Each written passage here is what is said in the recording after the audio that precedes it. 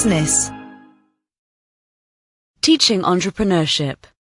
Mind over matter. Psychology beats business training among the business people of Togo. Management gurus have chewed over the topic endlessly. Is a flair for entrepreneurship something that you are born with or something that can be taught? In a break with those gurus' traditions, a group of economists and researchers from the World Bank, the National University of Singapore and Leuphana University in Germany decided that rather than simply cook up a pet theory of their own, they would conduct a controlled experiment.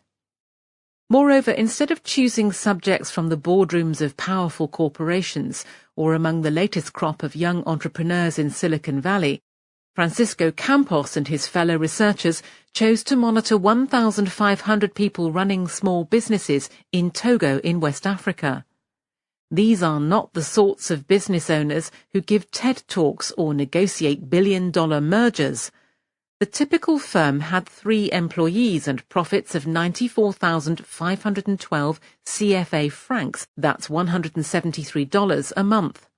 Only about a third kept books, and less than 1 in 20 had a written budget.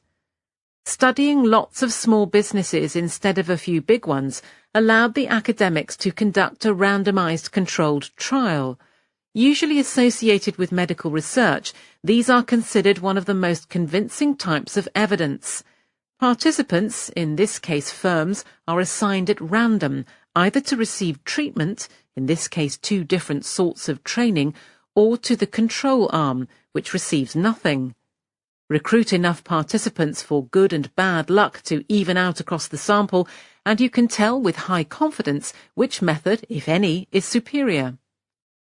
As they report in Science, the researchers split the businesses into 3 groups of 500.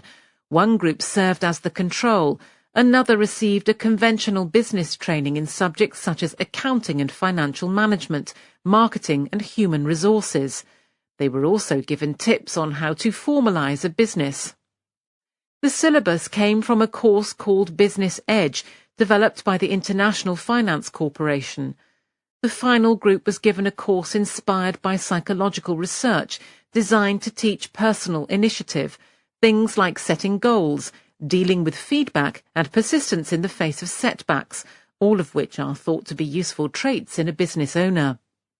The researchers then followed their subjects' fortunes for the next 2.5 years. The experiment began in 2014. An earlier, smaller trial in Uganda had suggested that the psychological training was likely to work well. It did. Monthly sales rose by 17% compared with the control group, while profits were up by 30%.